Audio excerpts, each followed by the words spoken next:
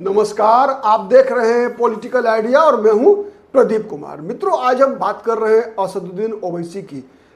असदुद्दीन ओवैसी की बात इसलिए कर रहे हैं क्योंकि असदुद्दीन ओवैसी की पार्टी ने कुछ दिन पहले अपने प्रदेश अध्यक्ष के माध्यम से आरजेडी को और तेजस्वी यादव को विशेष रूप से यह प्रस्ताव दिया था कि वो मतलब एआईएमआईएम आरजेडी के साथ तालमेल करके चुनाव लड़ना चाहती है, जिससे कि बिहार में भारतीय जनता पार्टी की पराजय को सुनिश्चित किया जा सके। लेकिन तेजस्वी यादव ने कोई जवाब नहीं दिया और जवाब देने का संकेत भी नहीं दिया। न जवाब दिया, न जवाब देने का संकेत भी नहीं दिया। तो विगत दिनों आपको पता है कि विगत रविवार को पटना में इमारत सरिया द्वारा एक रैली का आयोजन किया गया, जिसमें बफ बचाओ और दस्तूर बचाओ रैली था गांधी मैदान में। और उसी रैली में शामिल होने के लिए एआईएमआईएम के राष्ट्रीय अध्यक्ष बैरिस्टर असदुद्दीन ओवैसी भी पटना आए। पटना में पत्रकारों से बात करते हुए उन्होंने तेजस्वी यादव पर जोरदार हमला किया। उन्होंने कहा कि तेजस्वी यादव ही नहीं चाहते कि भारतीय जनता पार्टी को बिहार में हराया जा सके, और अगर हारे भी तो मुसलमानों को कोई प्रतिनिधित्व देना तेजस्वी यादव को मंजूर नहीं है। तेजस्वी यादव पूरा का पूरा लाभ जो है अकेले लेना चाहते हैं। वो मुसलमानों को द्वितीय दर्जे का अपने पार्टी में नेतृत्व हर वक्त बनाकर रखना चाहते हैं, जिससे कि मुसलमानों की आबादी के अनुसार उनका हक नहीं दिया जा सके। उन्होंने कई उदाहरणों के द्वारा बताया कि यादवों की आबादी के अनुसार, आबादी के अनुपात से अधिक टिकट विधानसभा हो चाहे लोकसभा का चुनाव हो, उसमें आरजेडी देती है। लेकिन मुसलमानों को उनकी आबादी, उनका औसत से बहुत ही कम टिकट आरजेडी के द्वारा लगातार कई चुनावों से दिया जा रहा है। इतना ही नहीं, जहां कहीं भी आरजेडी के उम्मीदवार मुसलमान होते हैं, वहां पर तेजस्वी यादव के सजातीय यादव मतदाता ही आरजेडी को या आरजेडी के गठबंधन के सहयोगियों को वोट नहीं देते। तो ये कई उदाहरणों से कई विधानसभा लोकसभा सीटों की चर्चा करते हुए असदुद्दीन ओवैसी ने कहा कि अगर तेजस्वी यादव ने हमारे साथ अलायंस नहीं किया तो भारतीय जनता पार्टी जीतेगी, और भारतीय जनता पार्टी की जीत के लिए ओवैसी जिम्मेवार नहीं होगा बल्कि तेजस्वी यादव जिम्मेवार होगा। इसीलिए पिछली बार जब हमारे 5 विधायक जीते चुनाव, उसमें से 4 एमएलए को तेजस्वी यादव ने तोड़ लिया। उसके बावजूद हमने मतलब ओवैसी ने तेजस्वी यादव को गठबंधन का प्रस्ताव इसीलिए दिया कि वोट में विभाजन नहीं हो, नंबर 1, और नंबर 2 मुसलमानों को भी पर्याप्त प्रतिनिधित्व, सम्मानजनक प्रतिनिधित्व बिहार विधानसभा में मिले, और साथ ही जो आने वाले समय में जो बिहार में सरकार बनेगी, मंत्रिमंडल बनेगा, उसमें मुस्लिम समाज को प्रतिनिधित्व सम्मानजनक मिले। उन्होंने उदाहरण देते हुए कहा कि पिछले बार एनडीए से एक भी विधायक नहीं जीता, तो अंतोगत्वा नीतीश कुमार ने बसपा से जीते जम्मू खान को अपनी पार्टी में शामिल कराकर मंत्री बनाया। तो ऐसी स्थिति बिहार में नहीं होनी चाहिए। मुसलमानों को भी उनकी आबादी के अनुसार सरकार हो चाहे विधानसभा हो, उसमें उनकी भी रिप्रेजेंटेशन मिलना चाहिए।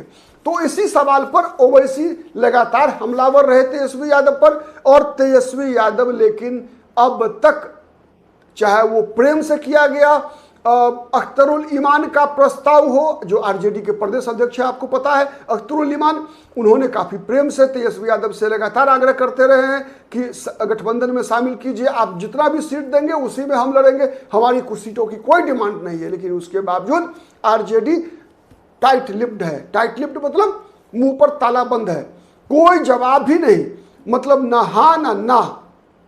तो सवाल ये उठ रहा है कि 2 सवाल हैं। सवाल ये है कि जिस प्रकार की परिस्थितियां हैं, उस परिस्थिति में तेजस्वी यादव क्यों ओवैसी का प्रस्ताव स्वीकार नहीं करते, नंबर 1। नंबर 2, अगर प्रस्ताव स्वीकार नहीं हुआ, गठबंधन नहीं हुआ, तो इसका नुकसान तेजस्वी यादव को कितना होगा?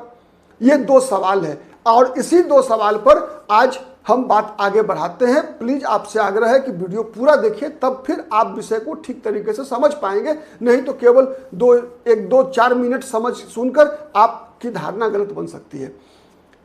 खैर, तो सबसे बड़ा पहला सवाल क्या है? पहला सवाल यह है कि तेजस्वी यादव ने स्वीकार क्यों नहीं किया। तो उसका जवाब यह है कि देखिए, तेजस्वी यादव के साथ गठबंधन में पहले से 6 दल हैं। नंबर 1, अगर AIMIM को 10 सीटें भी देनी पड़ी तो तेजस्वी यादव के लिए अपने लिए सीट बचा पाना बहुत ही मुश्किल हो रहा है। नंबर 1। नंबर 2, तेजस्वी यादव को यह पता है कि मुस्लिम मतदाता जाएंगे किधर, उनके पास कोई विकल्प है नहीं। मात्र 7 से 8 विधानसभा सीटें ऐसी है जहां पर कि मुसलमान केवल अपने बलबूते पर चुनाव किसी को जिता सकते हैं तो AIMIM को वोट देंगे, उसके अलावा कहां देंगे? उनकी मजबूरी है मुस्लिम मतदाताओं की कि वो RJD को ही वोट दें। ये तेजस्वी यादव का भरोसा है कि अभी कितना भी रिएक्ट करेंगे मुसलमान, ओवैसी रिएक्ट करेंगे, लेकिन उसका लाभ जो है ओवैसी को नहीं मिलेगा, अंतोगत्वा लाभ किसको मिलेगा? महागठबंधन को। ये चूंकि लोकसभा चुनाव में भी अगर हम देखें तो 2, 4, 5 सीट छोड़ दीजिए, चाहे पप्पू यादव की सीट हो, चाहे सीवान हो, चाहे मधुबनी हो, ऐसे कुछ सीट छोड़ दी। इसके अलावा जहां कहीं भी मुस्लिम मतदाता अगर सीवान में केवल गए वो हिना साहब के साथ, पूर्णिया में गए पप्पू यादव के साथ, लेकिन अन्य जगह पर, अन्य सभी जगहों पर तो मुसलमान मतदाताओं ने हंस कर दिया हो चाहे रो कर दिया हो, लेकिन दिया है तो RJD को ही वोट। तो तेजस्वी यादव को भरोसा है कि मुसलमान मतदाता रो कर दे, हंस कर दे, जैसे भी दे, वोट तो देंगे RJD को ही। कहाँ जाएंगे? कहावत है बन का गिद्धर जइए किधर। जैसे अगर आप देखिए बीजेपी में, NDA के पास, NDA में अगर ब्राह्मणों को या कहिए सवर्णों को अगर सीटें कम मिलती है, या ब्राह्मण को विशेष रूप से कहिए भूमियार को मिल जाता है सीटें, राजपूत भी ले लेते हैं, ब्राह्मण को तुलनात्मक रूप से थोड़ा कम मिलता है, तो अगर मैं उदाहरण देखूं तो, लेकिन सवाल है कि ब्राह्मण वोट देंगे किसको? तो इसीलिए ऐसा बीजेपी के लोग भी मानते हैं कि हंस कर दे या रो कर दे, देना बीजेपी को ही है। वैसे ही RJD भी यह मान के चलती है कि मुस्लिम मतदाताओं का वोट हंस कर दे या रो कर दे मिलेगा तो तेजस्वी यादव को ही। जाएंगे कहाँ ये? ओवैसी 243 विधानसभा सीट पर चुनाव लड़ भी जाएंगे तब भी ओवैसी को मुसलमान का वोट नहीं मिलेगा। वोट मिलेगा तो बर्बाद कर लेंगे मुसलमान, और वोट बर्बाद करेंगे तो फिर तेजस्वी यादव का तब भी फायदा होगा, हो सकता है। ठीक है, तो एक ये समीकरण, तो ये कारण है कि तेजस्वी यादव बहुत भाव नहीं देना चाहते कि मात्र 7-8 विधानसभा सीटों पर असर पड़ेगा। लेकिन अगर तेजस्वी यादव ने अगर गठबंधन कर लिया अगर ओवैसी से, तो नुकसान की संभावना 243 माइनस 8, बीजेपी काफी आक्रामक हो जाएगी तेजस्वी यादव के खिलाफ।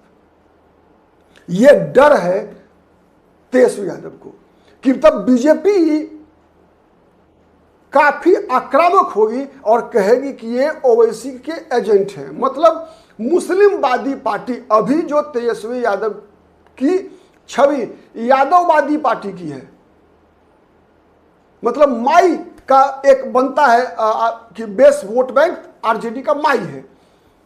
ओवैसी से तालमेल होने के बाद बीजेपी कहेगी कि भाई ये वाई भी नहीं है, अब तो केवल M है, वाई को केवल फंसाने के लिए तेजस्वी यादव ऐसे कर रहे हैं। तो ये आरोप तेजस्वी यादव पर बहुत ही महंगा पड़ेगा। इसीलिए तो ये 2 कारण है जिन 2 कारणों से तेजस्वी यादव, 3 कारण हो गए, एक तो सीटें का अभाव, लेकिन ये तीसरा कारण है। पहला कारण जो मैंने बताया कि तेजस्वी यादव ये मानकर चलते हैं कि मुसलमान जाएंगे किधर, मजबूरी है, हंस कर आए रो कर आए। एक दूसरा फैक्टर है कि मुस्लिम मतदाताओं के कारण कई हिंदू बीजेपी ज्यादा हमलावर हो जाएगा और तेजस्वी यादव पर मुस्लिम वादी पार्टी होने का आरोप चस्पा हो करने का प्रयास करेगी। तो इसका जवाब देना थोड़ा मुश्किल होगा तेजस्वी यादव के लिए। तो ये 2 कारण, और तीसरा कारण जो मैंने बताया पहले वो कारण है। तो ये सबसे बड़ा फैक्टर है। इसी कारण से तेजस्वी यादव किसी भी कीमत पर ओवैसी को नहीं देना चाहते, अपनी पार्टी के अंदर गठबंधन में शामिल नहीं करना चाहते।